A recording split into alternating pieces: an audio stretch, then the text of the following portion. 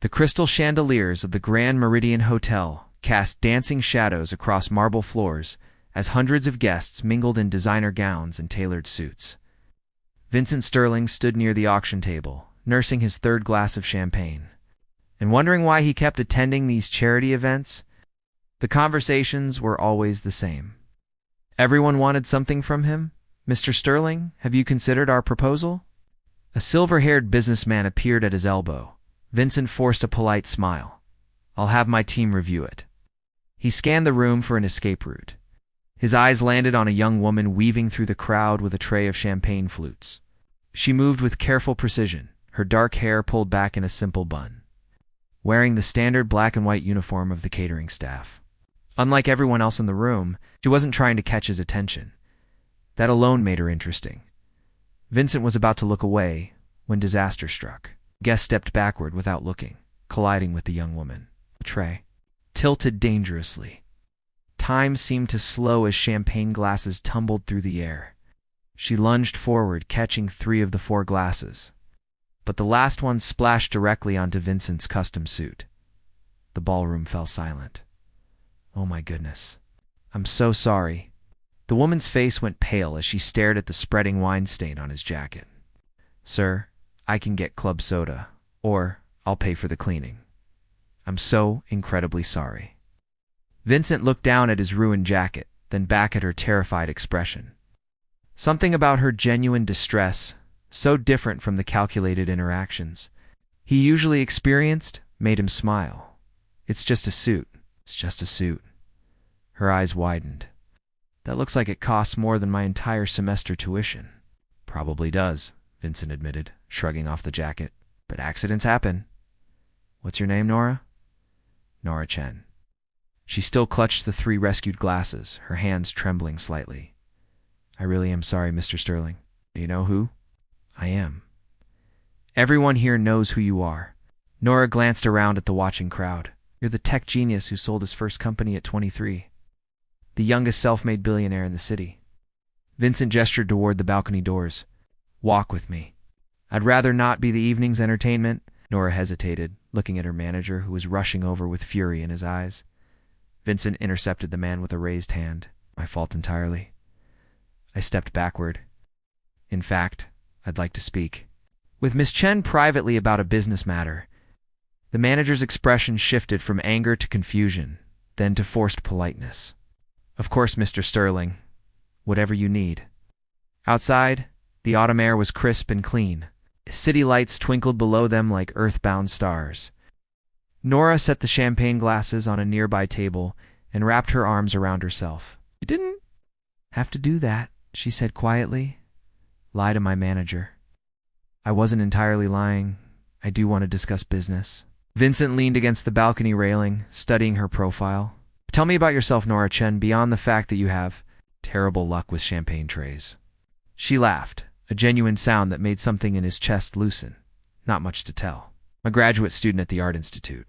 I work 3 jobs to cover tuition and help my mother with medical bills. Tonight I'm serving champagne to people. Who could buy my entire neighborhood without noticing the expense? Bitter about that? Realistic about that?" Nora turned to face him. "Why are we really out here, Mr. Sterling? Call me Vincent." He paused, considering his next words carefully. "I have a proposition for you." Nora's expression cooled instantly. "I'm not that kind of server. Not that kind of proposition." Vincent held up both hands. "Let me explain. In 2 weeks, I have a crucial business summit in Monaco. Potential investors from old money families, conservative, traditional, they think I'm too young, too reckless, too unconventional. I need to appear stable, grounded, serious. So get married," Nora said dryly. "Not quite ready for that commitment." Vincent smiled. "But I need a partner for the weekend. Someone intelligent, cultured, able to hold conversations about art and philosophy. Someone who can make these investors see me as more than just a tech kid with too much money." Nora stared at him. "You want to hire me as your fake girlfriend? Companion?" Vincent corrected. "1 weekend in Monaco, attend dinners, social events, make small talk, that's all. You'd have your own suite, complete autonomy, and I'd pay $2 million. The number hung in the air between them like smoke. 2 million, Nora repeated, her voice barely above a whisper. For one weekend, consider it an acting job. You pretend to be my partner, help me secure this deal, then we part ways. No strings. No expectations beyond the professional arrangement. Nora turned back to the city view, her knuckles white on the balcony railing. Vincent could practically see the calculations running through her mind. The medical bills, the tuition, the dreams. She'd put on hold. Why me? She finally asked. You could hire any actress, any model, because when you spilled that champagne, your first thought was how to fix it. Caught 3 glasses before they hit the ground. You apologized sincerely, instead of making excuses. Vincent moved to stand beside her. You're genuine, Nora. That's rarer than you might think in my world. I need guarantees, Nora said slowly. A contract. Clear boundaries and respect. You'll have all of that. She took a deep breath, then extended her hand. Then I accept. Your proposition, Vincent Sterling? As their hands clasped, sealing the agreement, neither of them noticed the photographer in the shadows below. Already uploading the image of the billionaire and the mysterious woman on the moonlit balcony, the gamble had begun. The private jet touched down in Monaco as golden sunlight painted the Mediterranean coast in shades of amber and rose. Nora pressed her face against the window, watching the luxury yachts dotting the harbor like floating palaces. She had never imagined herself in a place like this. First time in Monaco, Vincent asked from the seat across from her, barely looking up from his tablet. First time on a private jet, Nora admitted. First time leaving the country, actually. That got his attention. Vincent set down the tablet and studied her. Really?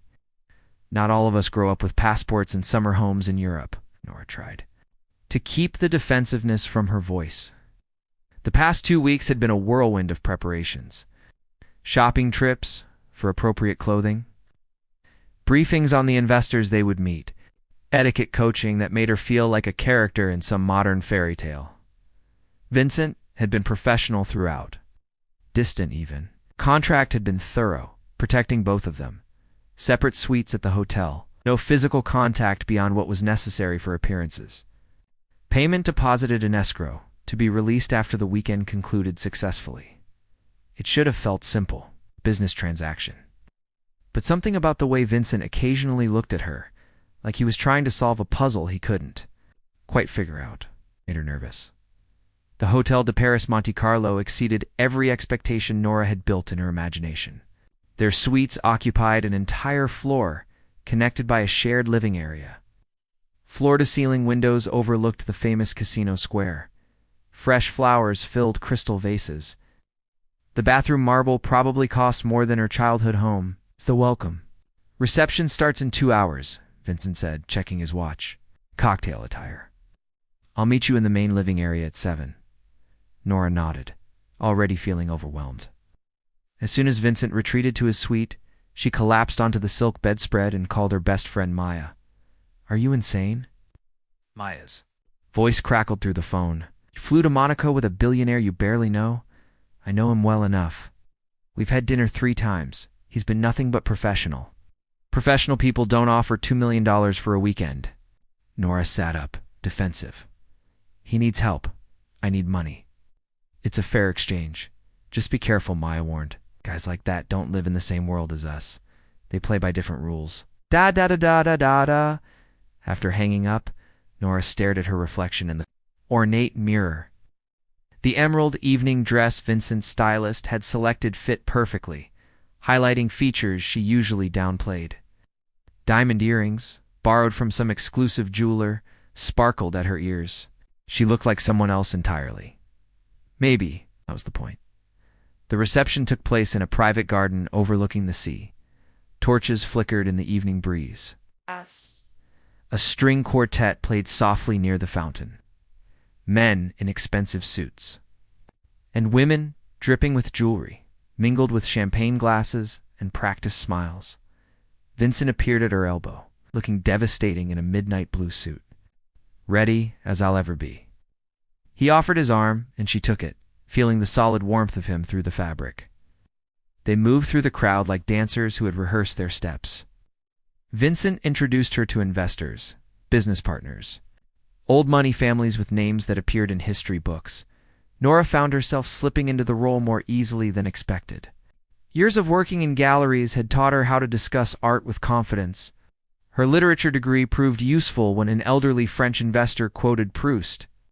She made people laugh, asked intelligent questions, noticed Vincent watching her with something like surprise in his eyes. "You're quite good at this," he murmured during a brief moment alone.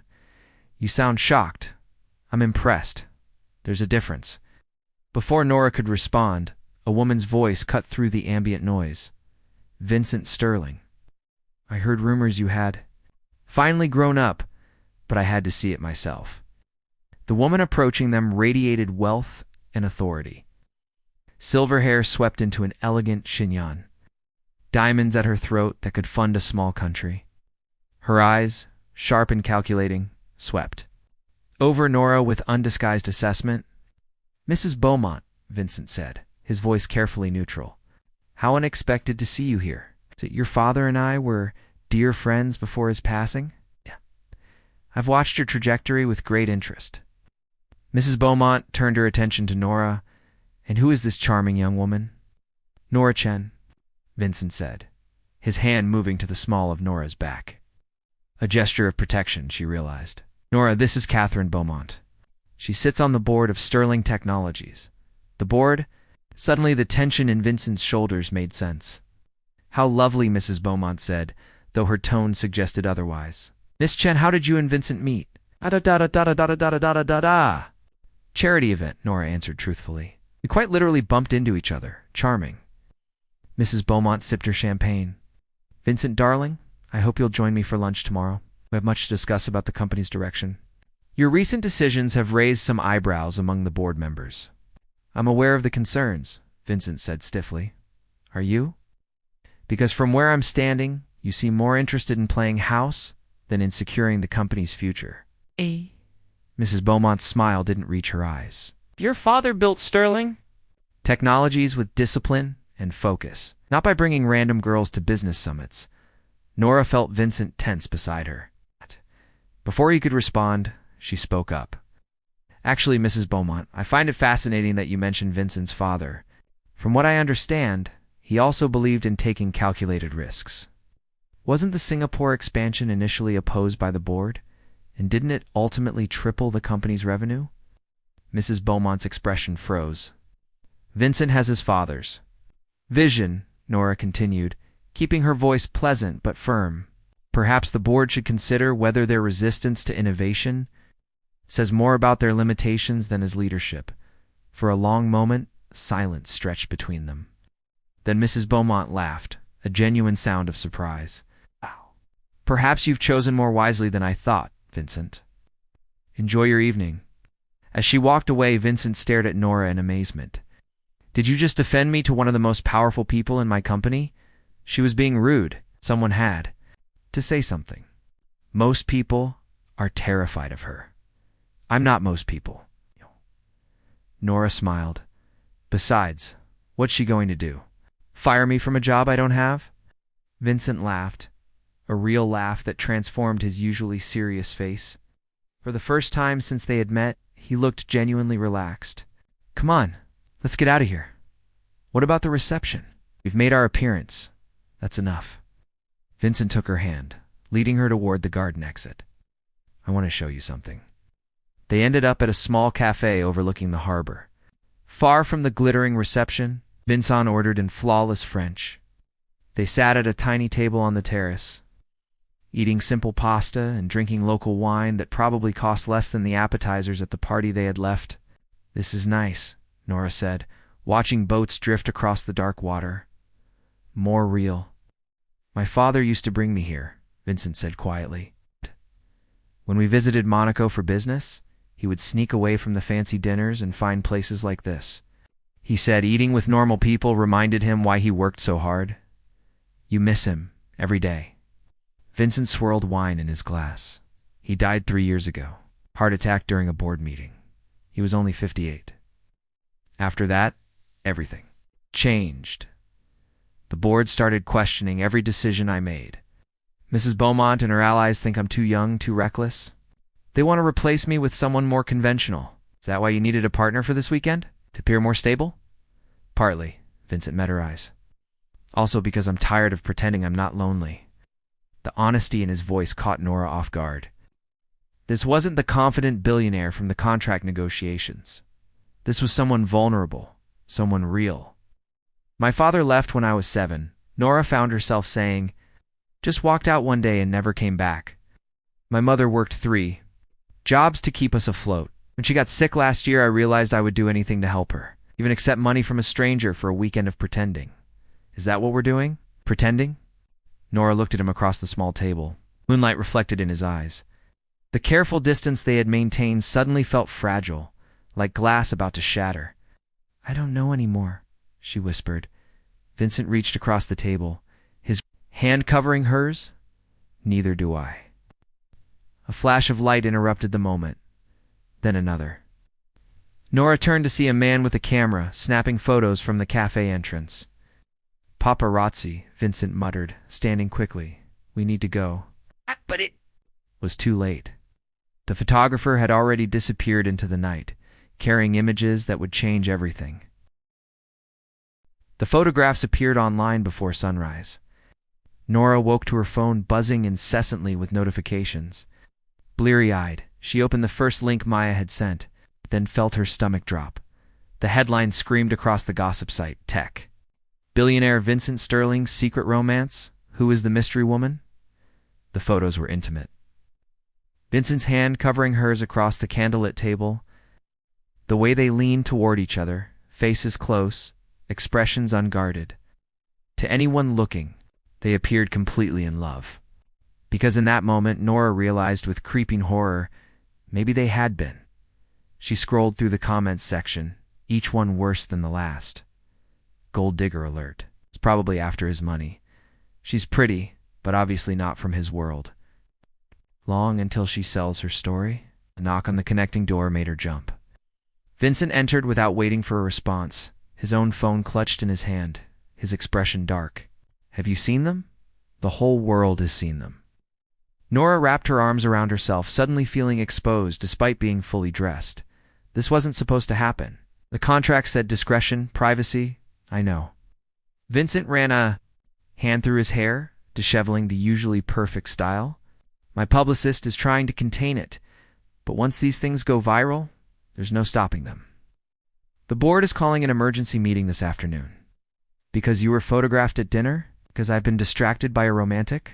Entanglement instead of focusing on business. Mrs. Beaumont's words, not mine. Vincent sat heavily on the couch, suddenly looking exhausted. She's using this to push for my removal as CEO. Says it proves I lack the judgment necessary to lead. Nora felt guilt twist in her chest. This is my fault. If I hadn't suggested we leave the reception, if I hadn't don't. Vincent looked up at her. This isn't your fault. I'm the one who wanted to escape. I'm the one who took you to my father's favorite cafe. I'm the one who couldn't keep pretending this was just business. The admission hung between them like a confession. Before Nora could respond, her own phone rang. Her mother's number flashed on the screen. With trembling hands, she answered. Nora Chen, what on earth is going on? Mother's voice was sharp. With worry and confusion, Mrs. Park from next door showed me some article with your picture. Says you're dating a billionaire in Monaco. You told me you were working a catering job this weekend. Mom, I can explain. Are you safe? Is this man treating you well? Why didn't you tell me? Nora closed her eyes, the weight of her deception crushing down. I'm safe. I promise. It's complicated, but I'll explain everything when I get home. You'd better. Your uncle saw it too. Half the family is calling me, asking questions I can't answer. After hanging up, Nora found Vincent watching her with understanding in his eyes. Your family didn't know about our arrangement, he said quietly. I told them I was working extra shifts. I didn't want them to worry or ask questions. I couldn't answer honestly. Nora sat beside him on the couch, maintaining careful distance. Now they think I've been lying about having some secret relationship. Haven't you been? This isn't real, Vincent. We signed a contract. This was supposed to be professional. Was last night professional? Vincent turned to face her fully. When you defended me to Mrs. Beaumont, when we talked about our fathers, when I held your hand and forgot every reason why I shouldn't, Nora's breath caught. We can't do this. You're paying me to be here. It makes everything between us transactional. No matter what we feel, then I'll void the contract. Vincent pulled out his phone. I'll cancel the payment. We tear up the agreement and start over as two people who met and actually care about each other. And what happens to your investors? Your business deal? The whole reason we're here? Vincent was quiet for a long moment. I don't know. Maybe some things are more important than business. A sharp knock interrupted them. Vincent's assistant entered, looking frazzled. Mr. Sterling, the board meeting has been moved up to noon. They're demanding your immediate return to the States. Sir, there's something else you should see. He handed Vincent a tablet. What? Watched Vincent's face drain of color as he read whatever was displayed. What is it? Okay. Vincent wordlessly turned the screen toward her. It was another article, this one more vicious. Hired companion? Sources claim Sterling's romance is paid performance. Someone had leaked the contract. Not the full details, but enough. Enough to paint Nora as an escort. Vincent is desperate. Their entire relationship is a calculated fraud. Who would do this? Nora whispered. Someone on the board who wants me. Gone, Vincent said grimly. Someone who saw an opportunity to destroy my credibility completely. Nora stood abruptly. Then we give them what they want. I'll release a statement saying it was all a misunderstanding. That I was hired as a professional consultant, nothing romantic. You go back, face the board, and distance yourself from this mess. From me? Absolutely not. Vincent, be realistic. Your entire company is at stake. Everything your father built. Can't throw it away for someone you've known for 2 weeks. What if I want to? Vincent stood, moving toward her. What if I'm tired of living my life according to what the board thinks is acceptable? What if I actually feel something real for the first time in years and I don't want to let it go? You're being foolish. Nora blinked back tears. A graduate student who spills champagne and works 3 jobs? You're a billionaire CEO. This was never going to work beyond 1 weekend in Monaco. Why not? Because of money? Because of social class? Those are just obstacles, Nora. Not insurmountable. Walls? Maybe in fairy tales? Nora grabbed her bag, needing distance before she did something stupid like believe him. But in the real world, people like you don't end up with people like me. Not permanently. Your board knows it. The media knows it. Even you know it, deep down. She headed for the door, but Vincent caught her arm gently. What if you're wrong? His voice was soft, almost pleading. What if I choose you over all of it? Then you'll regret it eventually, Nora said, pulling away. Right. And I'd rather end this now than watch you grow to resent me later. She left before he could argue further, retreating to her suite and locking the door. Only then did she let the tears fall. Hours passed. Nora packed her belongings mechanically, preparing to leave Monaco on the first commercial flight she could book. The private jet was Vincent's. The clothes were Vincent's. Oh. Even the tear-stained pillow beneath her cheek belonged to a hotel room, paid for by Vincent Sterling's credit card. She had nothing of her own here, except heartbreak. A soft knock came at her door near sunset. Nora? Vincent's voice was muffled. Please open the door. Not leaving until you do. Reluctantly, she unlocked it. Vincent stood in the hallway, still in his suit from the board meeting, looking exhausted and somehow lighter at the same time. What happened? Nora asked. I resigned. Her heart stopped. You what? I told the board that Sterling Technologies could continue under their conventional leadership, or take risks under mine. But I wouldn't compromise my integrity or personal life to satisfy their outdated expectations. Vincent leaned against the doorframe. Mrs. Beaumont actually smiled, said I had more of my father in me than she thought. Then she called for a vote of confidence. Turns out not everyone on the board is as conservative as Mrs. Beaumont. Some of them respected the fact that I was willing to walk away rather than be controlled. Oh. Vincent's smile was tired but genuine. I'm still CEO, but I made something very clear to them. What's that? That Nora Chen isn't some hired companion or publicity stunt. That she's someone important to me, someone I care about deeply. And anyone who has a problem with that can submit their resignation. Nora's eyes filled with fresh tears. Vincent, you can't just… I already did. He stepped into her suite, taking her hands in his. And there's something else. I had my lawyers void our contract. The $2 million? I'm donating it to your mother's medical fund and to establish a scholarship at the Art Institute in your name, not as payment, as an investment in someone who deserves support without strings attached. I can't accept that. It's already done. The money was never what mattered, Nora. It was always you. The way you see the world. The way you challenged me. The way you make me want to be better than just another rich guy making deals. Your board will hate me. Some of them already do. I don't care. Vincent cupped her face gently. I'm not asking you to marry me tomorrow or move into my penthouse. I'm asking for a chance to see where this goes. Real dates, real conversations. Real feelings. No contracts, no transactions. Just us figuring out if what we felt in that cafe was real. No. Nora searched his eyes, looking for doubt or uncertainty. She found only quiet determination and something that looked remarkably like hope. What if we're from completely different worlds? She whispered. Then we'll build a bridge between them. Vincent smiled. She taught me that at the reception. Remember, taking calculated risks is how progress happens. Despite everything, Nora laughed through her tears, using my own words against me. Is it working? She thought about her mother's medical bills, now covered. About the scholarship that would help students like her. About the way her heart raced whenever Vincent looked at her like she was the most valuable thing in any room.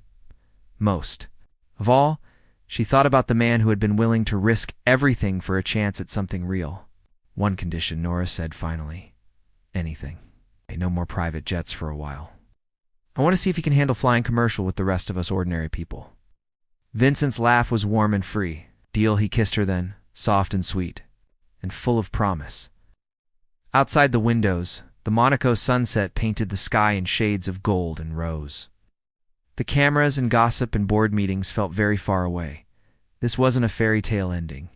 It was something better, beginning built on truth, risk, and the gamble that sometimes the most valuable things in life can't be bought or sold. They just have to be chosen. Epilogue. 1 year later, the grand opening of the Chen Community Art Institute drew crowds from across the city. Nora stood in the main gallery, surrounded by her students' work, hardly believing it was real. Vincent appeared at her side, carrying 2 cups of terrible coffee from the vending machine in the lobby. Your exhibit is incredible. Our exhibit, Nora corrected, accepting the coffee. None of this would exist without your funding. Wrong. It would exist because you willed it into existence. I just provided the resources. Vincent gestured to the young artist chatting excitedly with visitors. This is all you, Nora Chen? She leaned into him, feeling the solid warmth she'd grown to depend on. Their relationship hadn't been perfect. They'd argued about money, about public perception, about how to balance their vastly different backgrounds. But they'd worked through each obstacle with honesty and humor and stubborn determination. Mrs. Beaumont arrived fashionably late, surveying the gallery with her critical eye. She stopped in front of Nora's own painting, a piece depicting 2 hands reaching across a divide, almost but not quite touching. Interesting, Mrs. Beaumont said. What does it represent? The gap between what we are and what we could become, Nora answered. The risk of reaching out when you're not sure anyone will reach back. Mrs. Beaumont studied the painting for a long moment. Vincent, you chose well. Miss Chen understands calculated risks. She turned to Nora with something approaching respect. Your quarterly reports for the Sterling Foundation have been exemplary. I hear you're considering joining the board.